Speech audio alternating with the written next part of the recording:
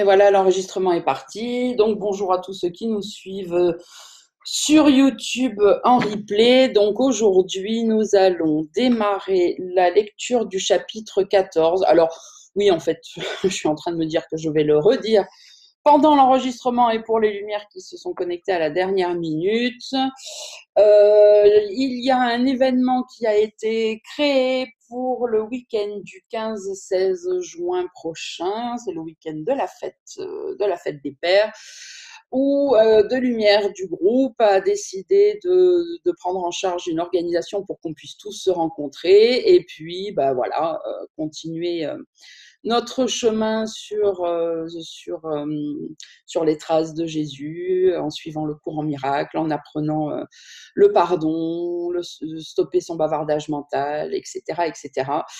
Donc tout ça va être en live et en direct le 15-16 juin à Montpérou, pas très loin de Montpellier. Donc pour toutes les personnes qui ne font pas forcément partie du groupe des Lumières, eh bien l'événement est créé, vous pouvez le trouver sur ma page Facebook, Sandrine Lamec, Atteindre l'éveil par l'amour.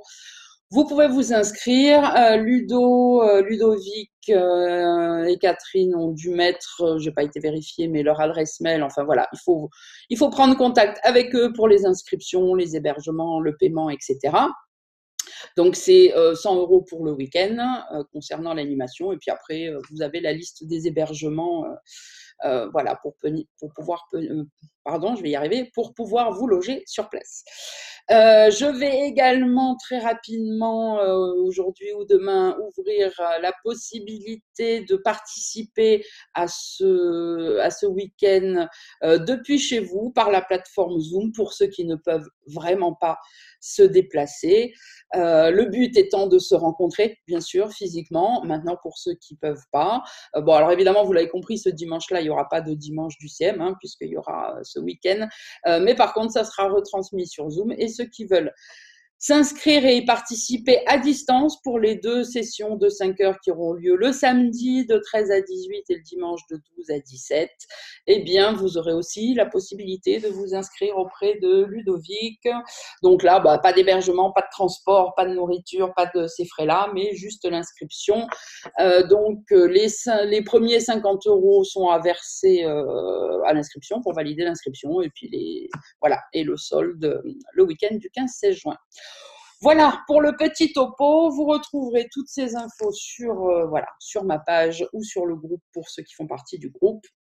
Et on va tout de suite commencer ce nouveau chapitre 14 qui s'appelle Enseigner pour la vérité. Page 289 pour ceux qui veulent suivre. Introduction. Oui, tu es certes béni. Or, en ce monde, tu ne connais pas que tu l'es.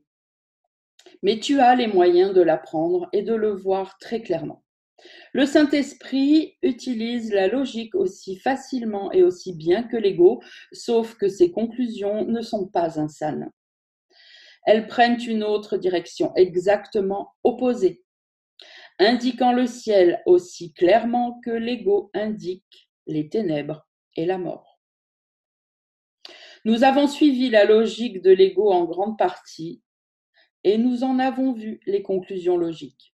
Et les ayant vues, nous nous sommes rendus compte qu'elles ne peuvent être vues que dans l'illusion, car c'est là seulement que leur apparente clarté semble être vue clairement. Retenez bien cette formulation qu'il utilise dans cette phrase qui est importante. Voilà, leur apparente clarté. Quand on est dedans, ça a l'air logique, clair. Ça a l'air d'avoir un sens. Ok. C'est important de toujours se souvenir de ça. Parce que vous ne pouvez pas compter sur votre mental et sur votre sens logique pour vous indiquer que vous suivez l'ego. Parce qu'à l'intérieur du système de l'ego, ça a l'air logique. Le seul moyen, c'est de s'élever au-dessus, de demander l'éclairage au Saint-Esprit, ou au Saint-Esprit en vous. Et si vous n'arrivez pas à entendre la voix du Saint-Esprit, parce que vous débutez, eh bien voilà, demandez au moins de l'aide à droite, à gauche, poser des questions aux gens, essayer de regrouper peut-être les réponses pour ne pas forcément tenir compte que d'une seule personne qui, elle, peut-être aussi n'entendra pas, enfin non plus plutôt, n'entendra pas le Saint-Esprit. Mais bon, voilà. En tout cas, là, ce qu'il faut se souvenir, c'est qu'à l'intérieur du système de pensée de l'ego, vous pensez avec votre mental à l'intérieur du système de l'ego, ça a l'air très logique. Ok. Donc c'est pas de l'intérieur qu'on peut déceler cela. Alors, je relis cette phrase, je reprends à la 6. Nous avons suivi donc la logique de l'ego en grande partie et nous en avons vu les conclusions logiques. Et les ayant vues, nous nous sommes rendus compte qu'elles ne peuvent être vues que dans l'illusion, car c'est là seulement que leur apparente clarté semble être vue clairement. Détournons-nous d'elle et suivons maintenant la simple logique avec laquelle le Saint-Esprit enseigne les simples conclusions qui parlent pour la vérité et seulement la vérité. Allez, c'est parti. Donc, section 1, les conditions de l'apprentissage. Si tu es béni tout en ne connaissant pas que tu l'es, tu as besoin d'apprendre qu'il doit en être ainsi. La connaissance ne s'enseigne pas, mais ces conditions doivent être acquises, car ce sont celles-ci qui ont été jetées. Tu peux apprendre à bénir, et tu ne peux pas donner ce que tu n'as pas. Donc, si tu offres une bénédiction, il faut d'abord qu'elle te soit venue. Il faut aussi que tu l'aies acceptée pour tienne, car comment autrement pourrais-tu la donner ? C'est pourquoi les miracles te témoignent que tu es béni. Si ce que tu offres est le pardon complet, tu dois avoir lâché prise de la culpabilité, ayant accepté l'expiation pour toi-même et appris que tu es non coupable. Comment pourrais-tu apprendre ce qui fut fait pour toi, inconnu de toi, à moins de faire ce que tu devrais faire si cela avait été fait pour toi ? Je vais relire cette phrase et elle me rappelle exactement ce que je crois que c'est dimanche dernier, un exemple que je vous ai donné, je ne sais pas celui-là, c'est celui d'avant, mais il me semble que c'est dimanche dernier, je vous ai parlé du fait de faire comme si. Ok ? Quand ça ne va pas, vous vous imaginez ce que Jésus ferait dans cette situation, penserait, comment il réagirait, et faites comme si. Parce que cette phrase, c'est ça qu'elle nous dit.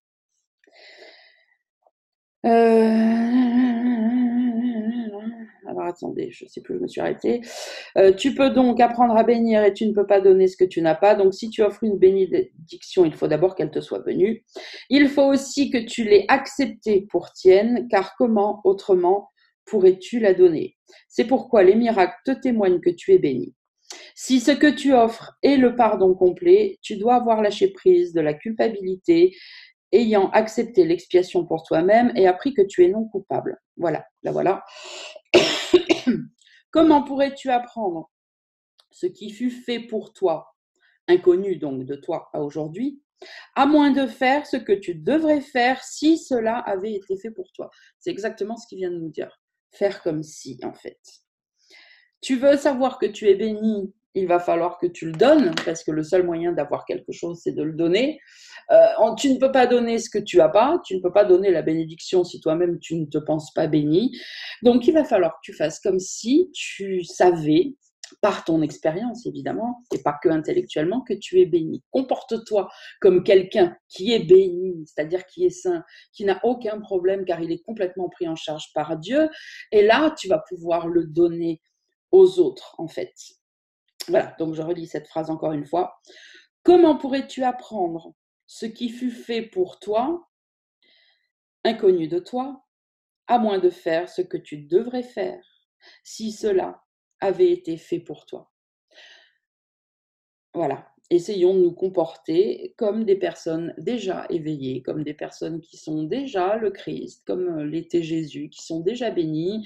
Et c'est comme ça, en le donnant, qu'on va découvrir en fait mais qu'on l'est aussi. Parce que ce qu'on donne, c'est ce qu'on reçoit. Et pour recevoir, il faut donner. Et en donnant cette bénédiction, ce sourire, cette paix, ce calme aux personnes qui sont dans votre vie, que vous croisez, eh bien, vous allez la ressentir, cette paix, vous allez la voir, ce sourire. Et vous allez commencer à entrer dans un processus, un cercle vertueux où vous allez pouvoir commencer à toucher du doigt ce que c'est que d'être en parfaite paix et complètement béni par le ciel, même dans l'illusion. Allez, je continue. Des preuves indirectes de la vérité sont nécessaires dans un monde fait de déni et sans direction. Tu en percevras la nécessité quand tu te rendras compte que le déni est la décision de ne pas connaître. La logique du monde ne peut donc que mener à rien, car son but est rien. Si tu décides de n'avoir, de ne donner et de n'être rien, sauf un rêve, tu dois diriger tes pensées vers l'oubli. Mais si tu as, donnes et tout, et que tout cela a été nié, alors ton système de pensée est fermé et entièrement séparé de la vérité. Ce monde est insane et ne sous-estime pas l'étendue de son insanité. Ne le sous-estimez pas, vraiment. Il n'est pas un domaine de ta perception qu'elle n'ait touché cette insanité. Et ton rêve est sacré pour toi. C'est pour cela que Dieu a placé le Saint-Esprit en toi, où tu as placé le rêve. Donc regardez qu'est-ce qu'il est en train de nous dire. Déjà, il est en train de nous dire que le rêve est sacré pour nous, qu'on ne veut pas que quelqu'un y touche. Personne, même pas le Saint-Esprit. Les personnes qu'on aime, notre famille, nos enfants, nos parents, c'est sacré. C'est sacré.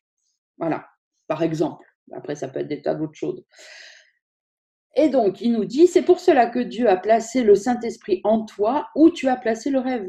Donc, regardez, sous-entendu, il nous redit, tu as placé le rêve en toi, puisque Dieu a placé le Saint-Esprit où tu as placé le rêve. Et il nous dit que Dieu a placé le Saint-Esprit en nous. Donc, le rêve est en nous, pas à l'extérieur. En nous, dans notre esprit, encore une fois, pas dans le corps. Hein. Le corps est une illusion, il n'y a rien qui peut être dans une illusion. Donc, tout est dans notre esprit. Et on ne voit que notre esprit. Notre esprit est projeté à l'extérieur pour qu'on puisse en prendre conscience et pour décider ce qu'on veut en faire. Est-ce qu'on veut continuer à le procréer, j'allais dire, bon, c'est pas vraiment le bon mot, mais voilà, à le continuer, à le faire suivre en boucle, à lui donner une continuité, ou est-ce qu'on veut, sans se souvenir que ce n'est qu'un rêve, faire stop, le pardonner, pour que le Saint-Esprit en enlève un petit morceau à chaque fois et rentrer à Dieu petit à petit. Voir va toujours vers l'extérieur. Si tes pensées étaient entièrement de toi, le système de pensée que tu as fait, eh bien, serait à jamais enténébré. Ce serait foutu, en gros. Hein. Les pensées que l'Esprit du Fils de Dieu projette ou étend, ou l'un ou l'autre, ont tout le pouvoir qu'il leur donne. C'est-à-dire que ça soit une pensée réelle qui soit étendue ou que ça soit une pensée fausse qui est projetée, il nous dit que c'est nous qui donnons, les fils de Dieu, c'est nous, qui donnons le pouvoir à tout ça. C'est nous qui mettons le pouvoir dans les choses, qu'elles soient vraies ou qu'elles soient illusions. Je relis cette phrase. Les pensées, donc là en plus il parle bien des pensées, les pensées ont le pouvoir qu'on leur donne. Les pensées que l'Esprit du Fils de Dieu soit projette, soit étend, ont tout le pouvoir que le Fils de Dieu leur donne. Les pensées qu'il partage avec Dieu sont au-delà de sa croyance. Mais celles qu'il a faites sont ses croyances.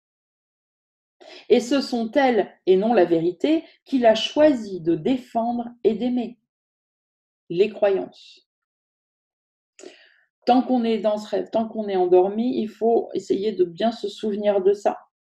Si je vois encore une perception, grâce à la perception, et la perception c'est faux, hein, si donc je vois encore mes idées à l'extérieur, c'est parce que j'ai choisi de les aimer et de les défendre.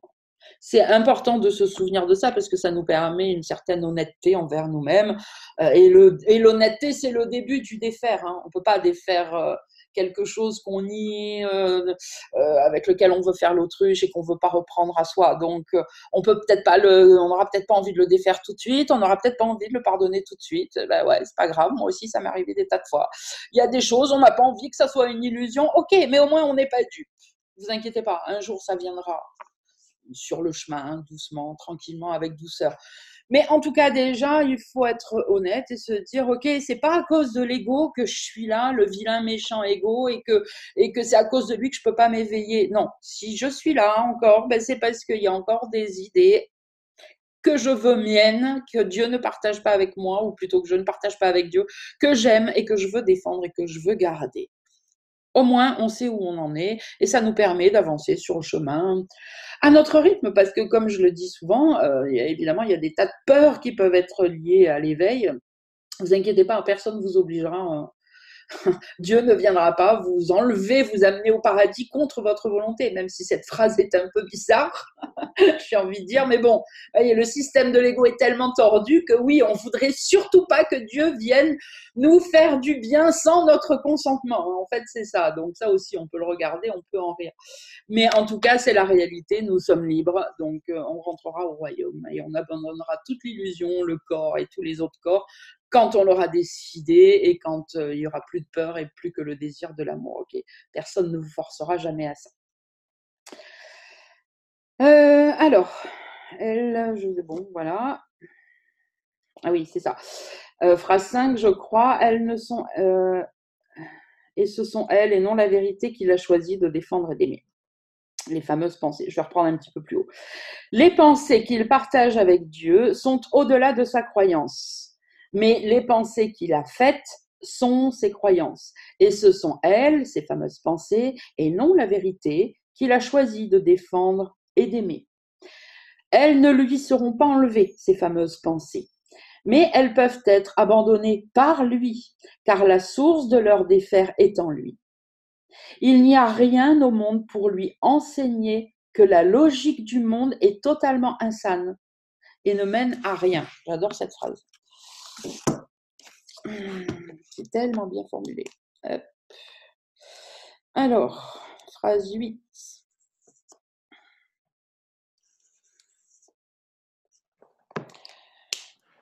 Alors, on l'a déjà dit plein de fois, mais on le redit, la répétition est bonne et nécessaire. Il n'y a rien au monde pour lui enseigner que la logique du monde est totalement insane et ne mène à rien. Donc, c'est pas dans le monde qu'on peut trouver les réponses. Or, en lui qui a fait cette logique insane, se trouve aussi celui qui connaît qu'elle ne mène à rien, cette logique, car il connaît tout. Et bien sûr, c'est le Saint-Esprit. Toute direction qui te mènerait là où le Saint-Esprit ne te mène pas, ne va nulle part. Tout ce que tu nies et qu'il connaît vrai, c'est à toi-même que tu l'as nié. Et il doit donc t'enseigner à ne pas le nier. Défaire est indirect, comme faire. Défaire est indirect, comme faire. Ça aussi, c'est une phrase importante, mine de rien. Petite phrase importante, parce que souvent, on croit que, j'en sais rien, c'est des trucs que j'ai souvent entendus quand c'est mal compris. Je vais penser que je vais avoir un accident de voiture, je vais avoir un accident de voiture. Non, c'est pas aussi direct que ça. Ok, enlevez-vous ça tout de suite de l'idée. Et là, il nous le dit bien, sans rentrer dans le détail, défaire est indirect, comme faire est indirect. Ok, c'est bien plus large que ça. C'est on croit à tout un monde illusoire et des tas de scénarios illusoires peuvent nous arriver. C'est pas parce que je pense qu'il va y avoir un éléphant à côté de moi dans 2 minutes que vous allez voir apparaître un éléphant. Ça se saurait. C'est pas comme ça que ça marche. Tu fus créé uniquement pour créer. Et donc, tu ne fus pas créé pour voir ni pour faire. Hein, je déforme un peu la phrase, mais c'est pour qu'elle soit bien comprise, ok? Tu fus créé uniquement pour créer, ni pour voir, ni pour faire. Ce ne sont là que des expressions indirectes de la volonté de vivre laquelle a été bloquée par la capricieuse et non sainte lubie de mort et de meurtre que ton père ne partage pas avec toi. Tu t'es donné pour tâche de partager ce qui ne peut pas être partagé. Et tant que tu penses qu'il est possible d'apprendre à le faire, à partager ce qui ne peut pas être partagé, eh bien tu ne crois pas tout ce qu'il est possible d'apprendre à faire. Par conséquent, le Saint-Esprit doit commencer son enseignement en te montrant ce que tu ne pourras jamais apprendre. Son message n'est pas indirect, mais il doit introduire la simple vérité dans un système de pensée qui est devenu si tordu et si complexe que tu ne peux pas voir qu'il ne signifie rien. Il en regarde simplement le fondement et le rejette. Mais toi, qui ne peux ni défaire ce que tu as fait, ni échapper au lourd fardeau de sa grisaille qui repose sur ton esprit, tu ne peux pas voir au travers. Cela te trompe parce que tu as choisi de te tromper toi-même. Ceux qui choisissent d'être trompés attaqueront simplement les approches directes parce qu'elles semblent gagner sur la tromperie et lui porter un coup. Et ça, j'ai envie de dire, cette dernière phrase résume tout à fait ce qui se passe dans le groupe quand voilà, de nouvelles personnes arrivent, parlent d'un truc, et puis que souvent je vais leur dire mais non, mais regarde, tu crois que tu parles de ça, mais tu parles d'autre chose. En fait, tu parles de ton éveil, regarde ce qu'il y a comme barrière dans ton esprit, et que les personnes disent non, mais c'est pas ça, ça n'a pas de rapport, etc. Voilà, cette phrase résume exactement ça. Et qui après, en général, ne veulent plus venir commenter sur le groupe parce qu'ils n'ont plus envie d'entendre ça. Et cette phrase explique pourquoi. Parce que ceux qui choisissent d'être trompés attaqueront simplement les approches directes et simples, j'ai envie de dire, parce qu'elles semblent gagner sur la tromperie et lui porter un coup. Parce que pour l'instant, la décision est encore de rester trompé. On veut essayer de trouver dans ces cas-là, dans ces moments-là, une tromperie plus douce que celle qu'on vit actuellement.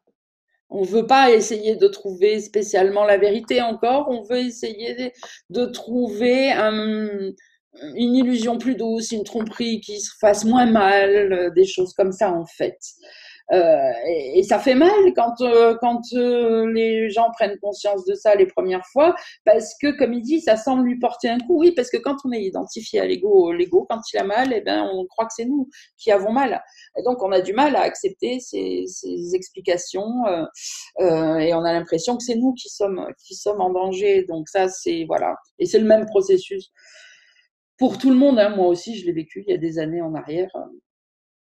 Mais encore une fois, même si c'était pas quelqu'un qui venait me le montrer clairement, alors que j'aurais aimé, j'ai cherché pendant des années, j'ai pas spécialement trouvé, mais bon, voilà, quand je finissais par le voir moi-même, quand le Saint-Esprit me le montrait, ouais, il y a des fois ça fait mal, mais en fait ça fait mal à l'ego. C'est ça qu'il faut retenir. Ok, si on se souvient que c'est l'ego qui a mal et pas le Fils de Dieu, le Fils de Dieu ne peut pas avoir mal, ne peut pas souffrir, ne peut pas, voilà, ne peut pas être touché par quoi que ce soit. Alors à ce moment-là, on se dit ah ok, c'est l'ego qui a mal. Quand moi je crois que c'est moi qui ai mal, je vais le pardonner, je vais le donner au Saint-Esprit et je vais me souvenir de ça, que je ne suis pas, que je ne pourrai jamais être touchée par l'ego en réalité. Tout ça n'est qu'un leurre.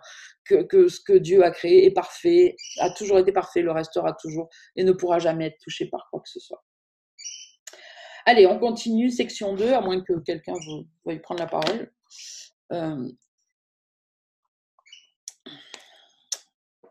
Non, c'est bon. Allez, section 2, l'apprenant heureux. Le Saint-Esprit a besoin d'un apprenant heureux, en qui sa mission puisse s'accomplir avec bonheur. Toi qui es fermement dévoué à la misère, tu dois d'abord reconnaître que tu es misérable et non heureux. Ça aussi, c'est une phase importante. J'ai l'impression que je vais faire des pauses à toutes les deux phrases, mais c'est très important en fait. Si vous arrivez en tant qu'étudiant du courant miracle en vous disant je vais bien, tout va bien, mais en fait moi j'ai aucun problème, alors j'ai même envie de dire mais pourquoi tu veux t'éveiller alors? Si ta vie va bien et que tout va bien, continue. continue sur ton chemin, tu viendras à un autre moment. Si on croit vraiment que non, ça va, à peu près ça va, bon c'est sûr, c'est pas le paradis, mais enfin à peu près ça va, et qu'on n'a pas grand-chose à faire, on va croire qu'on continue son chemin, on va croire qu'on fait des pardons, on sait même pas ce qu'on va pardonner, en fait, on croit que l'illusion n'est pas un problème, en fait, dans ces cas-là. Donc, du coup, déjà que quand on croit fermement, dur comme fer, que c'est un problème, c'est pas facile de s'en décoller. Mais alors, si en plus on croit que ça va, non, non, ça va vraiment, tout va bien. Moi, je passe des super week-ends avec mes enfants, avec mon conjoint, tout va bien, j'ai un petit boulot, j'ai de l'argent, je sors, je suis contente, je me réveille content le matin. Bah, là, vous allez galérer, quoi. C'est sûr, en fait. Et même ce que j'ai envie de vous poser comme question, c'est ce que j'ai dit spontanément au départ, c'est alors, ok, il n'y a pas de problème avec ça. Moi, les gens qui viennent me voir et qui me disent qu'ils sont heureux, je suis ravie pour eux. Mais alors, pourquoi tu veux l'éveil? Demande-toi à ce moment-là, qu'est-ce que tu cherches de plus? Peut-être que ça va éclaircir un peu les trucs. Parce que là, encore une fois, c'est une phrase essentielle.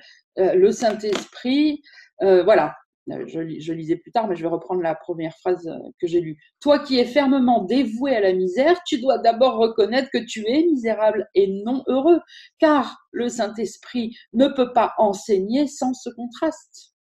Car pour l'instant, tu crois que la misère est le bonheur. Cela t'a jeté dans une telle confusion que tu as entrepris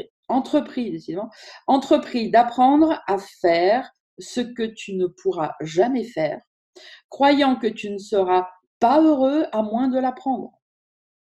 Je vais le relire doucement. Donc, de confondre la misère avec le bonheur, cela t'a jeté dans une telle confusion que tu as entrepris d'apprendre à faire ce que tu ne pourras jamais faire, une illusion heureuse par exemple, croyant que tu ne seras pas heureux à moins d'apprendre à faire une illusion heureuse. Ok.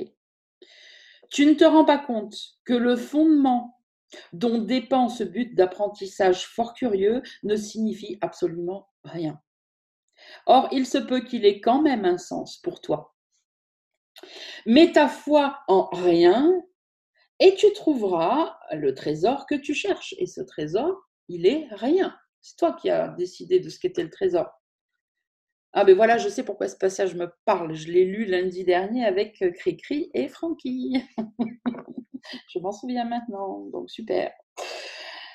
Donc je réexplique encore une fois, donc, comme je l'ai fait lundi dernier, mets ta foi en rien et tu trouveras le trésor, entre guillemets, que tu cherches. Hein, c'est bien nous qui mettons la valeur dans les mots et dans les choses. On appelle ça un trésor, mais il n'empêche qu'on peut mettre un très joli mot dessus, c'est quand même rien. On cherche toujours ce qu'on trouve. Mets ta foi en rien et tu trouveras rien, le trésor que tu cherches. Voilà, on peut la lire comme ça. Mais à ton esprit déjà alourdi, tu ajouteras quand même un autre fardeau, malgré que tu t'en rendes pas compte. Tu croiras que rien, du coup, a de la valeur, et donc tu l'estimeras, et tu te mettras à estimer rien. Un petit morceau de verre, un grain de poussière, un corps ou une guerre, pour toi, c'est tout un, dans le sens c'est tout la même chose. Car si tu estimes une chose faite de rien, tu as cru que rien pouvait être précieux et que tu peux apprendre comment rendre vrai ce qui n'est pas vrai. Le Saint-Esprit, voyant où tu es, mais connaissant que tu es ailleurs, commence sa leçon de simplicité par l'enseignement fondamental que la vérité est vraie. C'est la leçon la plus difficile que tu apprendras jamais et la seule, en définitive. La simplicité est très difficile pour des esprits tordus. Considère toutes les distorsions que tu as faites à partir de rien, l'étrange tissu de formes, de sentiments, d'actions et de réactions que tu en as retiré, que tu en as tiré. Rien ne t'est plus étranger que la simple vérité. Et il n'est rien que tu sois moins enclin à écouter. Le contraste entre ce qui est vrai et ce qui ne l'est pas est parfaitement apparent, et pourtant tu ne le vois pas. Le simple et l'évident ne sont pas apparents pour ceux qui voudraient faire des palais et des habits royaux à partir de rien, croyant qu'à cause d'eux, ou grâce à eux plutôt, ils sont des rois couronnés d'or. Le Saint-Esprit qui voit tout cela enseigne simplement que tout cela n'est pas vrai. À ces apprenants malheureux qui voudraient s'enseigner rien et s'illusionner au point de croire que ce n'est pas rien, eh bien le Saint-Esprit dit avec calme et fermeté, la vérité est vraie, rien d'autre n'a d'importance, rien d'autre n'est réel, et tout à part elle n'est pas là. Laisse-moi faire pour toi la seule distinction que tu ne peux pas faire, mais que tu as besoin d'apprendre. Ta foi en rien te trompe. Offre-moi ta foi, et je la placerai doucement dans le saint lieu qui est le sien. Tu ne trouveras là aucune tromperie, mais seulement la simple vérité. Et tu l'aimeras parce que tu la comprendras. Comme toi, le Saint-Esprit n'a pas fait la vérité. Mais comme Dieu, il connaît qu'elle est vraie. Il apporte la lumière de la vérité dans les ténèbres et la laisse luire sur toi. Et comme elle luit, tes frères la voient. Et se rendant compte que cette lumière n'est pas ce que tu as fait, ils voient en toi plus que tu ne vois toi-même. Ils seront les heureux apprenants de la leçon que cette lumière leur apporte, parce qu'elle leur enseigne la délivrance de rien et de toutes les œuvres de rien. Les lourdes chaînes qui semblent les lier au désespoir, ils ne les voient pas comme n'étant rien jusqu'à ce que tu leur apportes la lumière. Et alors, ils voient que les chaînes ont disparu et elles devraient donc n'être rien. Et tu le verras avec eux, parce que tu leur as enseigné la joie et la délivrance. Et ils deviendront tes enseignants en délivrance et en joie.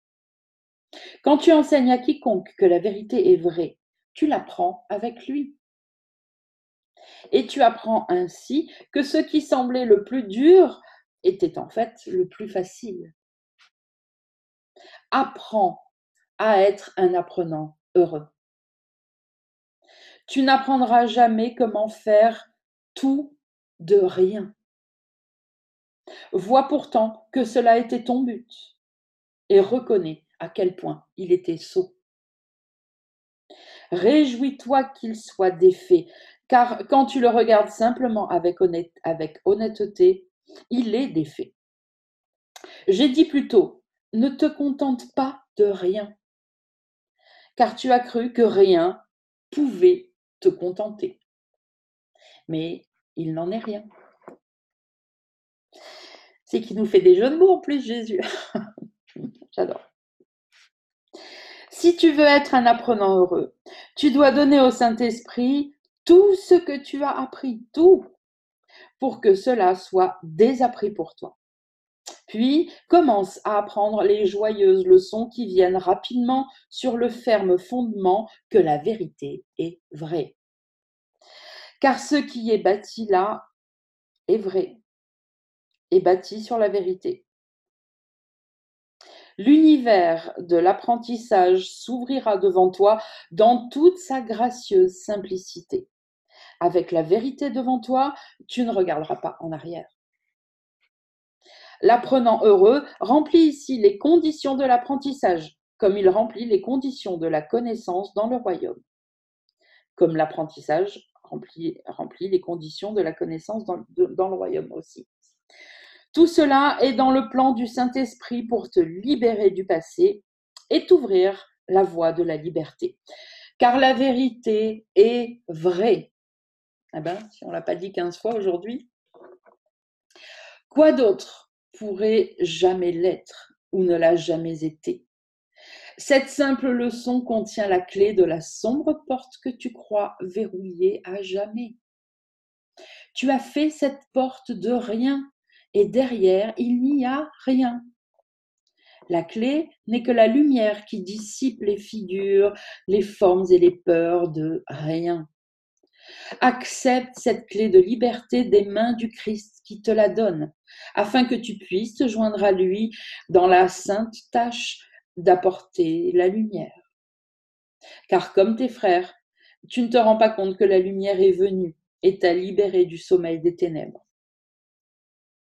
Contemple tes frères en leur liberté et apprends d'eux comment être libre des ténèbres. La lumière en toi les éveillera et ils ne te laisseront pas endormi. La vision du Christ est donnée à l'instant même où elle est perçue. Là où tout est clair, tout est saint. La quiétude de sa simplicité est si irrésistible que tu te rendras compte qu'il est impossible de nier la simple vérité. Car il n'y a rien d'autre. Dieu est partout et son Fils est en lui avec tout. Peut-il entonner le triste chant funèbre quand cela est vrai?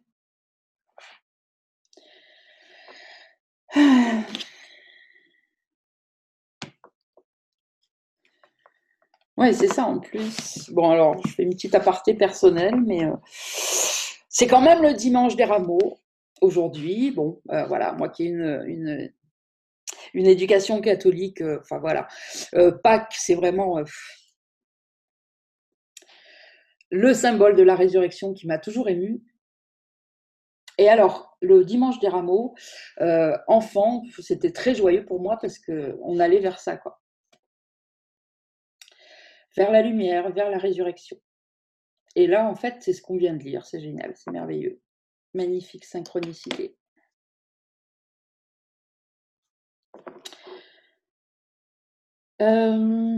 Quelqu'un veut intervenir ou a des questions? Je continue.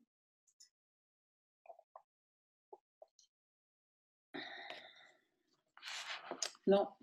Allez. Section 3. Le choix de la non-culpabilité.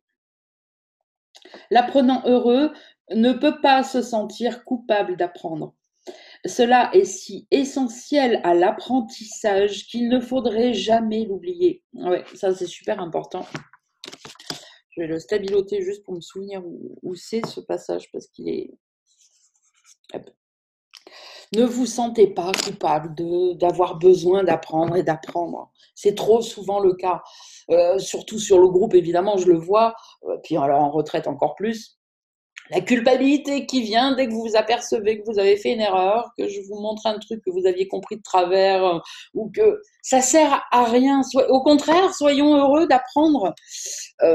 Vraiment, là, je vous le partage par expérience voilà, par l'expérience que je vis en tant qu'enseignante lors des retraites, des journées d'éveil sur le groupe.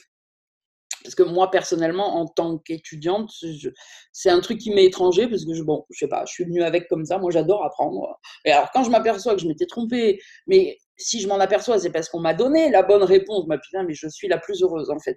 Donc, c'est un truc que je ne comprends pas, mais par contre, que je vois souvent. Et vraiment, je voudrais que vous vous en débarrassiez, quoi. C'est génial de voir, d'apprendre un truc que vous aviez fait erreur avant, mais à la seconde où vous avez la réponse, qui remplace votre erreur, c'est fini en fait. Ça y est, vous avez appris, donc maintenant vous ne pourrez plus, maintenant vous savez en fait. Donc c'est génial. Donc du coup, on s'en fout de ce qui s'est passé avant, de toute façon on ne peut pas le changer. Ben, avant, c'était une erreur.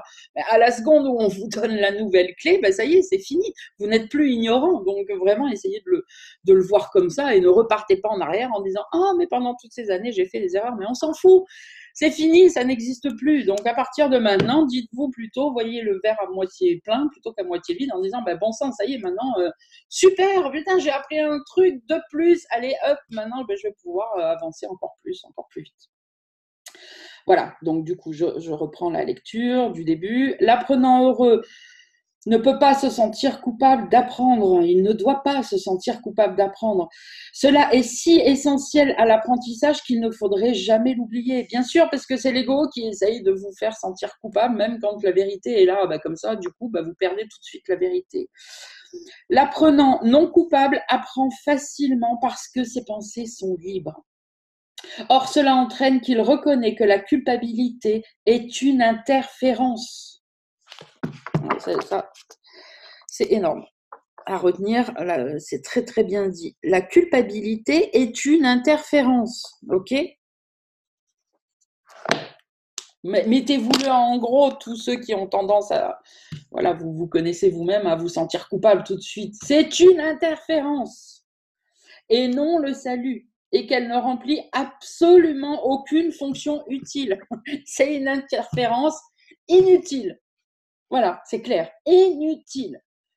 Ça sert à que dalle. Arrêtez de ressentir ça, je vous assure. Quand c'est là et que vous vous rendez compte que vous êtes en train de vous sentir coupable, mais balayez-le tout de suite, pardonnez-le, donnez-le au Saint-Esprit. Dans la seconde, vous devez ne plus y penser. C'est une interférence inutile. Je vais relire cette phrase, donc en entier.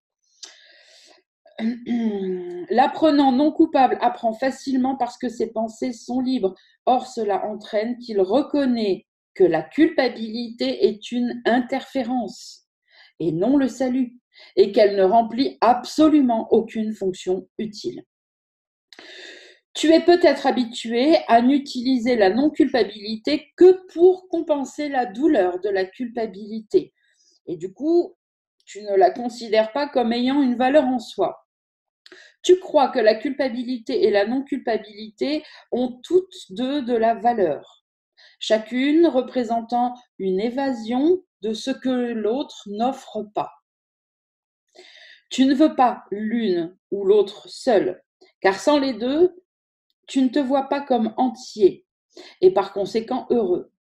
Or, tu n'es entier qu'en ta non-culpabilité. Et c'est seulement en ta non-culpabilité que tu peux être heureux. Il n'y a aucun conflit ici.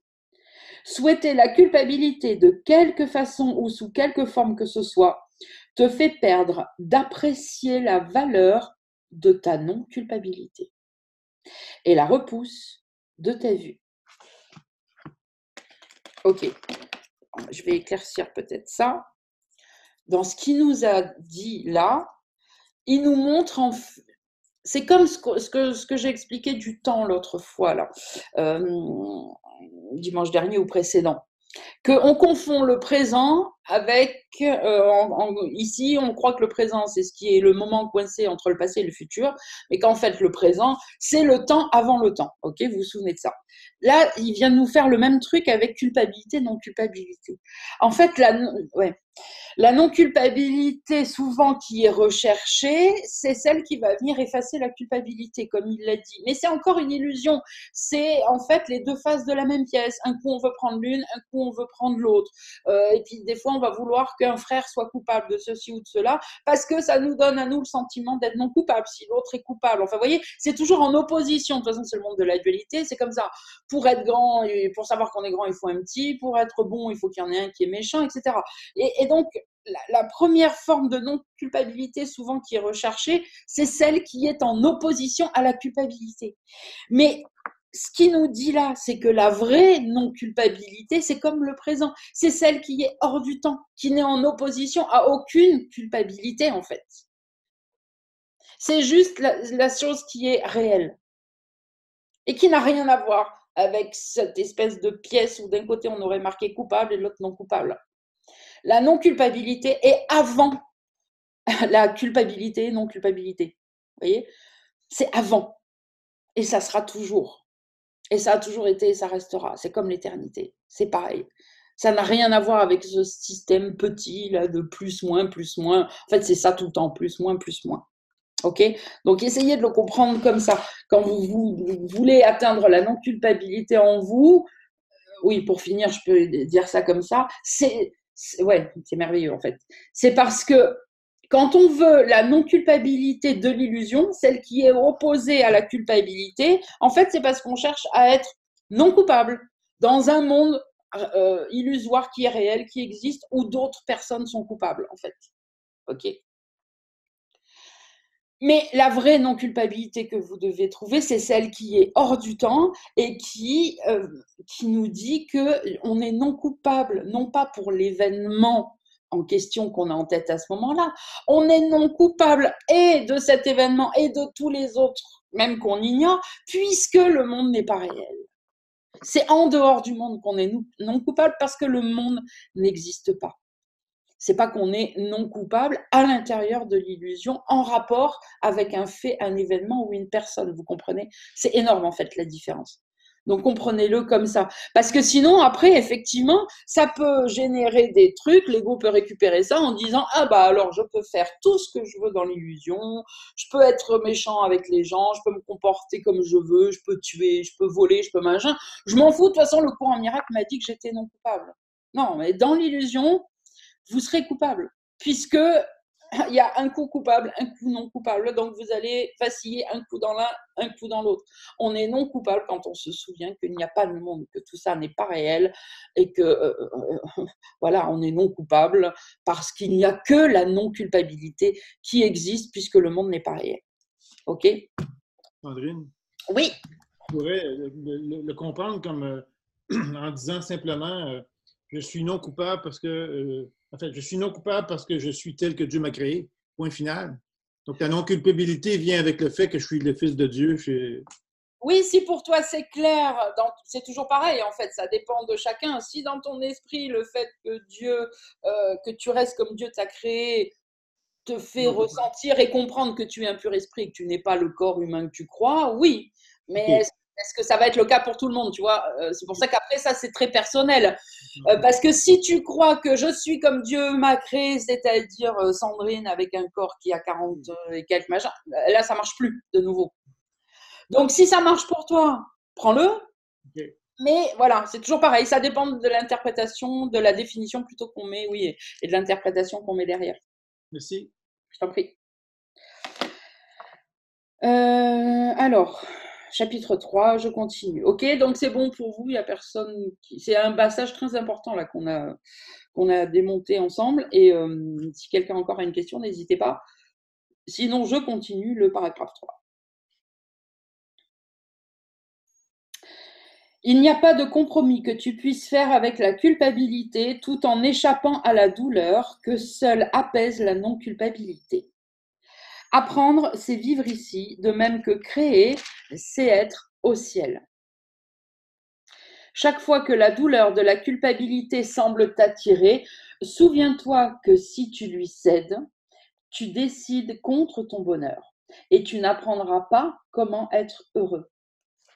Je redis encore une fois cette phrase. Chaque fois que la douleur de la culpabilité semble t'attirer, souviens-toi que si tu lui cèdes, tu te décides contre ton bonheur et tu n'apprendras pas comment être heureux. Dis-toi donc doucement, mais avec la conviction née de l'amour de Dieu et de son Fils, ce que j'éprouve, je le rendrai manifeste. Si je suis non coupable, je n'ai rien à craindre. Je choisis de témoigner de mon acceptation de l'expiation et non de son rejet.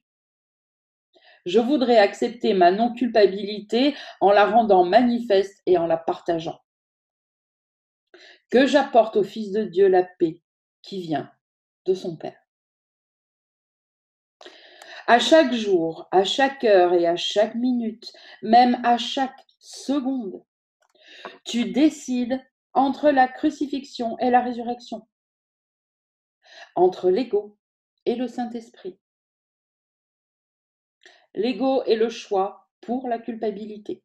Le Saint-Esprit, le choix pour la non-culpabilité. Le pouvoir de décider est tout ce que tu as. Le choix qui s'offre à toi est fixe parce qu'il n'y a pas d'autre alternative qu'entre la vérité et l'illusion. Bon, ça vous le savez, je vous le dis plein de fois, mais on le redit. Le seul choix qu'on a, c'est de décider si on veut écouter les pensées qui nous parlent de la vérité ou si on veut écouter les pensées qui nous parlent du monde. Du coup, je ne sais même plus laquelle je voulais Voilà, le pouvoir de décider est tout ce que tu as, de décider, de quelle pensée tu laisses rentrer dans ton esprit. Hein. Là, il nous parle bien des pensées, clairement, hein, de culpabilité, alors pensées, émotions qui vont de pair en général. Hein. Donc, c'est encore une occasion pour moi de redire, tous ceux peut-être, voilà, qui nous écoutent sur YouTube. On croit, c'est un leurre de croire que vous avez le choix de choisir ce que vous allez faire demain, quel sera votre métier, si vous allez vous marier ou pas, avoir des enfants ou pas, quelle sera votre vie, quel sera votre scénario. C'est un leurre. On a l'impression de faire ses choix, mais on ne les fait pas directement. C'est-à-dire que, en fait, que ça, même si le truc est inconscient, hein, on choisit toujours un système de pensée. Si on choisit de se sentir coupable, par exemple, puisqu'on est là, je prends cet exemple, on choisit clairement de suivre le système de pensée de l'ego. Okay, et en fonction de ce choix qui est le seul qu'on peut faire, un scénario va se dérouler. Où on va peut-être se marier, avoir des enfants, machin, truc, bidule, avoir tel job. Si on se met à choisir autre chose, le Saint-Esprit, le système de pensée de la réalité, et qu'on ne donne plus corps à cette culpabilité, qu'on stoppe tout de suite le bavardage mental, qu'on le pardonne, et qu'on n'y pense plus, et qu'on passe à autre chose, et qu'on continue à se souvenir de la vérité en nous, etc., etc., on choisit autre chose, on a fait un autre choix, on choisit le système de pensée du Saint-Esprit. Et ce système de pensée va générer un autre scénario. Ou peut-être, on se mariera ou on ne se mariera pas, on aura des enfants ou on n'en aura pas. Ça, je ne peux pas vous dire. Il n'y a pas une chose qui est bonne et une chose qui est mauvaise, ok?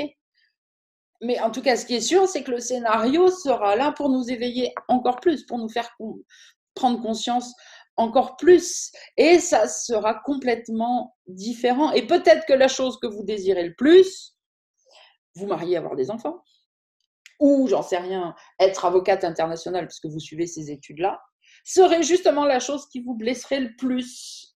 Si vous pensez avec le système de pensée du Saint-Esprit, peut-être que vous arriverez à ça, parce que c'est le scénario que vous croyez génial, machin, mais qui va vous faire souffrir.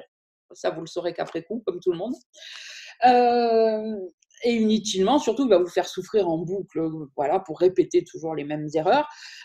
Et si vous choisissez le Saint-Esprit, eh bien, peut-être que vous allez louper votre examen du barreau, vous ne serez pas avocate, sur le moment, vous allez croire que c'est nul, que vous êtes nul, que vous allez être malheureux, machin, mais ce que vous ne savez pas, c'est qu'il y a un super truc qui va s'ouvrir pour vous derrière et que c'est ça que vous allez faire et qui va vous amener vers la lumière et un jour, toujours pareil, avec le recul, vous direz, ah purée, mais heureusement, bon sang, que je n'ai pas été trader dans le World Trade Center, tiens, le 11 septembre, par exemple. Heureusement, oui, je suis partie, j'ai décidé d'ouvrir une maison d'hôte en Lozère, tiens, avec les chèvres.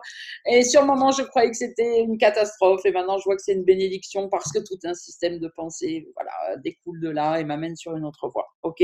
Donc, c'est dans ce sens-là qu'il le dit. Le pouvoir de décider est tout ce qu'on a. On n'a pas la capacité de choisir, d'aller à droite, à gauche, d'acheter une maison, de ne pas l'acheter, de se marier, de ne pas se marier, de machin. On n'a pas tous ces choix-là. On choisit un système de pensée et le système de pensée génère tout un scénario. Et le scénario, le Saint-Esprit peut le bidouiller, j'ai envie de dire, le changer à volonté. C'est le Saint-Esprit, il fait ce qu'il veut. Okay. Nous, on s'en rend pas compte, mais croyez-moi, vous changez de dimension bien plus souvent que ce que vous savez. D'ailleurs, vous n'en savez rien, mais on change de dimension, notre conscience change de dimension quand on fait des pardons, que le courant miracle, que le Saint-Esprit enlève de l'illusion et donne les miracles à la place, etc. Bien sûr, vous vous réveillez dans votre lit un matin, vous croyez que c'est la même vie que la veille au même endroit, mais non, peut-être que vous avez juste changé de dimension, pas beaucoup, et que d'un seul coup, justement, vous allez vous dire, ah ben dis donc, mon meilleur ami qui est d'habitude tout le temps en colère, il est super super heureux en ce moment, qu'est-ce qui se passe? Tiens, l'autre qui me parlait plus depuis je sais pas combien de temps, elle vient en me disant excuse-moi, est-ce que tu veux bien qu'on aille boire un café et tout? Et là, vous allez vous dire, ah bah merde, alors ça, si tu me l'avais dit il y a 2 jours, je t'aurais dit que c'était pas possible. Ah oui, mais il y a 2 jours, tu étais dans une autre dimension, donc tu suivais ton truc. Entre-temps, tu as peut-être fait des pardons, tu as peut-être bien voulu lâcher, tu as bien voulu pardonner à l'intérieur, machin. Et le Saint-Esprit, il t'a fait bouger de dimension sans qu'on s'en aperçoive, bien sûr. Et d'un seul coup, hop, tout un nouveau scénario s'ouvre et les choses commencent à évoluer. Ok. Bon, je me suis lancée dans un grand truc là, mais allez, on continue. Donc, j'ai stabiloté le pouvoir de décider et tout ce que tu as. Le choix qui s'offre à toi est fixe parce qu'il n'y a pas d'autre alternative qu'entre la vérité et l'illusion. Et il n'y a pas entre elles de chevauchement parce que ce sont des opposés qui ne peuvent pas être réconciliés et ne peuvent pas être vrais toutes les deux, tous les deux. Tu es coupable ou non coupable, lié ou libre, malheureux ou heureux. Le miracle t'enseigne que tu as choisi la non-culpabilité, la liberté et la joie. Ce n'est pas une cause, mais un effet.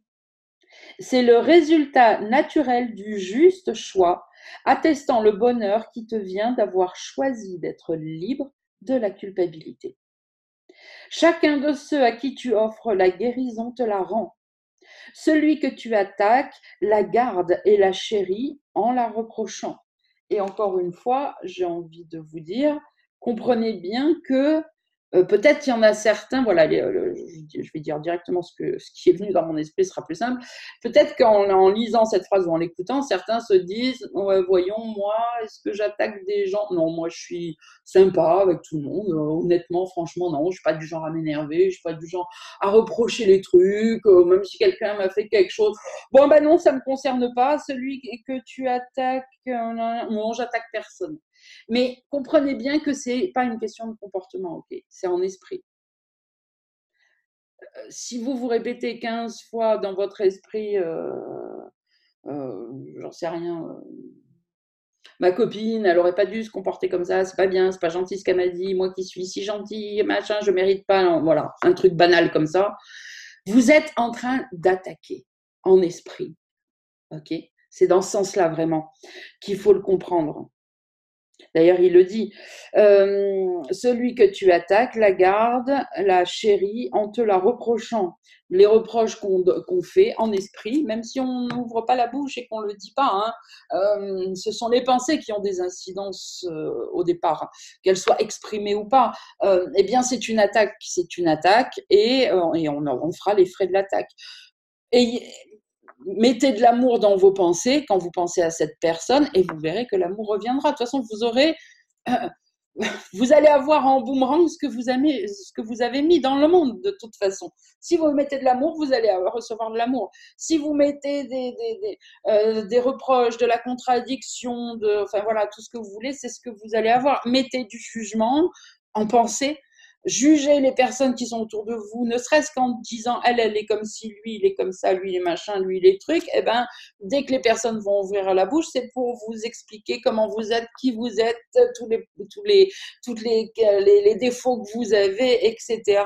Et vous allez recevoir ce que vous avez mis. Vous avez mis du jugement dans le monde, vous allez recevoir du jugement.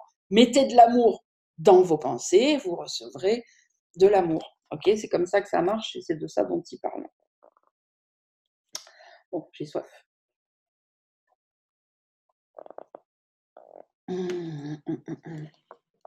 Bon, allez, je reprends le paragraphe 5, je vais essayer de ne pas le couper.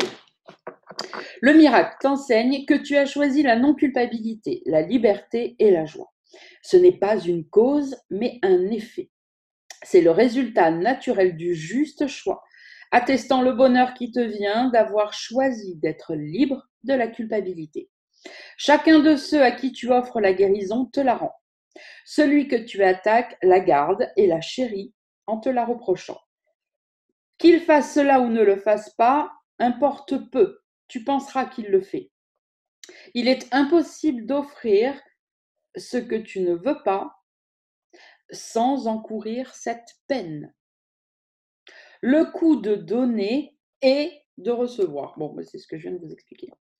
Le coût de donner et de recevoir. Ou c'est une peine dont tu souffres, ou c'est l'heureuse acquisition d'un trésor à chérir. Nulle peine n'est jamais demandée au Fils de Dieu, sauf par lui-même et de lui-même.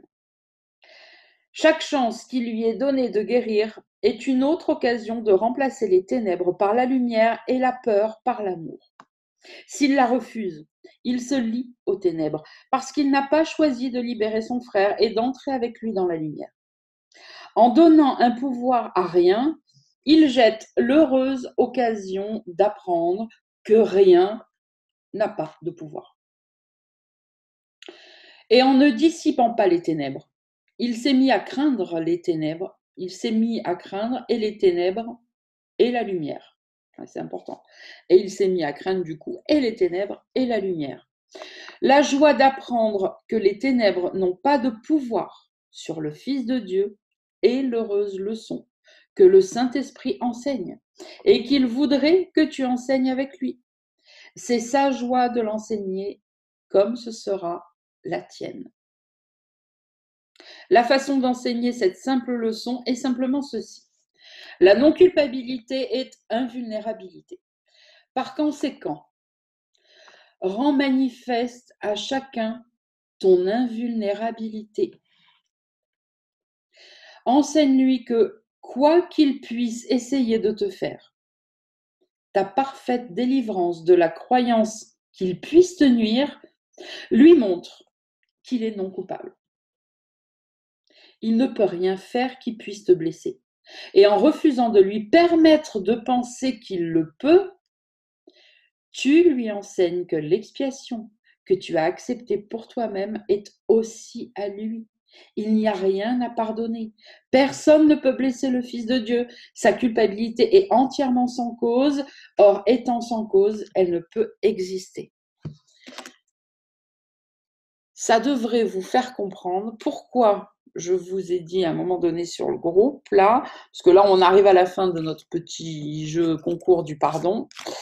J'avais dit à Pâques, quand on en a parlé à plusieurs reprises, que si vous allez dire à quelqu'un que vous lui avez pardonné, c'est que vous êtes complètement à côté de la plaque. Il vient de l'expliquer, là, dans ce paragraphe, que je vais relire d'ailleurs parce qu'il est essentiel. Si vous êtes en train de dire à quelqu'un « je te pardonne pour ce que tu m'as fait », vous êtes en train de lui dire que vous n'êtes pas non coupable, que lui n'est pas non coupable, que le monde existe, que l'ego est réel, que tout ça est très vrai et que quelqu'un peut vous blesser. Et que donc vous aussi vous pouvez blesser quelqu'un et que donc la vérité n'est pas vraie. Voilà ce que vous faites. Donc avec cette nouvelle conscience, je vais relire ce paragraphe, le 7, en entier. Ok, gardez bien ça en tête. Prenez-vous l'exemple qui vous va à chacun, peut-être un reproche que vous avez à faire à quelqu'un et que peut-être vous avez eu envie d'aller lui dire « je vais te pardonner puisque je suis tellement mieux que toi hein. ». Voilà, gardez bien ce truc en tête pour bien comprendre. La façon d'enseigner cette simple leçon de la non-culpabilité est simplement ceci. La non-culpabilité est invulnérabilité. Vous pouvez mettre un petit égal entre les deux. Si je suis non coupable, alors je suis invulnérable. Ok ? Par conséquent, rends manifeste à chacun ton invulnérabilité. Témoigne à chacun de ton invulnérabilité. Enseigne-lui que, quoi qu'il puisse essayer de te faire ou qu'il t'a fait dans le passé, peu importe, ta parfaite délivrance de la croyance qu'il puisse te nuire, lui montre à lui qu'il est non coupable. Je fais une petite pause. Parce que vous allez dire, oui, mais je ne comprends pas dans quel sens, parce que c'est moi qui veux être non coupable dans le truc. Et souvenez-vous, pour avoir quelque chose, il faut le donner. On ne peut pas être non coupable tout seul, en fait. C'est impossible. C'est où tout le monde est coupable, ou personne ne l'est. Donc, le seul moyen d'avoir quelque chose, c'est de commencer par le donner. Donc là, c'est ce qu'il est en train de dire. Enseigne-lui que quoi qu'il puisse essayer de te faire, par ta parfaite délivrance de la croyance, donc la délivrance de la croyance qu'il puisse te nuire, si on en est délivré, donc c'est-à-dire qu'on ne croit plus du tout que cette personne peut nous nuire, alors on montre à cette personne qu'il est non coupable. Et c'est en le montrant à l'autre qu'on va s'apercevoir que nous le sommes aussi. Et donc il continue en disant « car il ne peut rien faire qui puisse te blesser. Et en refusant de lui permettre de penser à lui qu'il peut faire quelque chose pour te blesser, tu lui enseignes que l'expiation, donc la correction, ok, que tu as accepté pour toi-même est aussi à lui. Et que du coup, il n'y a rien à pardonner. Personne ne peut blesser le Fils de Dieu. Sa culpabilité est entièrement sans cause. Or, étant sans cause, eh bien, logiquement, elle ne peut pas exister si elle n'a aucune cause. Ok? Est-ce que quelqu'un a des questions là-dessus?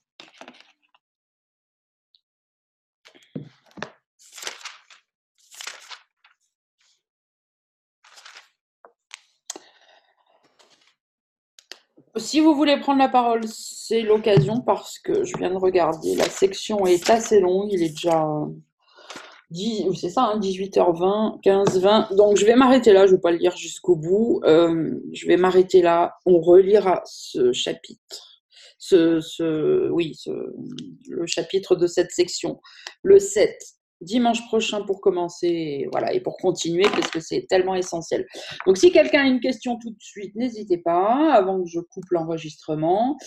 Vous avez toute la semaine, en plus je vais vous dire franchement, ça clôture quoi. On est le dimanche des rameaux et si je me souviens bien, j'ai dit que le jeu des pardons, c'était le week-end prochain qui s'arrêtait. Je sais plus la date exacte, mais j'ai dû mettre Pâques, un truc comme ça. Donc il vous reste toute une semaine, ok. Alors soit pour faire un truc dans ce jeu concours, pour faire un pardon si vous voulez. Si vous n'avez pas compris ou s'il y a encore des flous par rapport à ce qu'il vient de dire, vous avez toute la semaine sur le groupe, on ouvre, on peut parler de ça dans tous les sens, tous les jours. Ok? Voilà, pas de souci. Et dimanche prochain, on le reprendra. Et puis, dans la foulée, peut-être que je vous annoncerai les résultats aussi, bouge pas, on verra. Bon, bref, on s'en fout de ça. Voilà, on a toute la semaine. Restez concentrés là-dessus, c'est hyper important parce qu'il faut comprendre ce que c'est que le pardon. Il faut comprendre pourquoi je vous dis, si vous pardonnez à quelqu'un, alors dites-moi quelle action vous avez posée. Enfin, quand je dis à quelqu'un, il n'y a même pas que ça. Si vous avez pardonné une situation, un truc, une peur en vous, dites-moi quelle action vous avez posée qui va me prouver, entre guillemets, on s'en fout de moi, qui va vous prouver à vous que c'est bien pardonné, puisque si vous agissez à l'inverse de ce que cette peur vous empêchait de faire, ça veut dire que le pardon est fait. Si vous n'arrivez pas à le faire, c'est que le pardon n'a pas été effectué, que c'est un faux pardon, que vous vous êtes leurré. Ok. On va passer la semaine là-dessus. Et puis, on reprendra donc, voilà, page 295, dimanche prochain, le paragraphe 7, et on continuera la lecture. Excuse-moi, Sandrine, demain, dimanche prochain, c'est dimanche de Pâques. Ouais. Alors, c'est quand même une rencontre, oui. Plus que jamais, j'ai envie de dire. Et même, tu sais quoi, voilà, c'est que je vous l'annonce tout de suite parce que c'est très clair. Alors, vous vous sentez libre de tout ça. Donc, il est évident que le dimanche de Pâques, je fais la lecture et j'en ferai une le lendemain pour le lundi de Pâques aussi. Voilà. Et ceux qui veulent se joindre, vous vous joignez. Si vous ne pouvez pas, c'est pas grave. Mais en tout cas, ça sera dimanche et lundi pour le week-end prochain. Pour célébrer, voilà. Même coordonnées, même heure, même poste, à ce moment-là, c'est ce qu'on m'a dit. Là. Le lundi, c'est à la même heure, comme le dimanche. Ah oui, tout pareil, tout pareil, tout pareil. Oui, parce que ça fait pas très longtemps que tu es avec nous, je l'avais déjà fait pour Noël et tout ça. Oui, c'est pareil, je garde les mêmes trucs, les mêmes horaires là. Sinon, on s'embrouille, c'est pas possible. Non, tout pareil, à la même heure, sauf qu'on va le faire et dimanche et lundi. Le week-end prochain, c'est la résurrection, c'est la lumière, c'est. Voilà, moi je vous fais de lecture et puis vous venez comme vous pouvez, évidemment. Si vous avez des enfants, de la famille, voilà. Peut-être que vous pouvez essayer quand même de vous libérer un petit moment à partir de 17h. C'est pour ça aussi que je le propose à 17h le dimanche, c'est parce que je peux comprendre aussi que des fois il y a les réunions de famille et tout. Et que si je vous le mets à 14h, là à 17h, voilà, essayez de trouver un petit créneau parce qu'on va avancer sur le chapitre 14. On en lira 1 heure le dimanche, 1 heure un peu plus et 1 heure le lundi. Ok? Oui, merci. Je vous embrasse. Alors, je vais couper l'enregistrement déjà. Donc, pour commencer, bisous à tous sur YouTube, les replays, donc au week-end prochain pour le week-end de Pâques.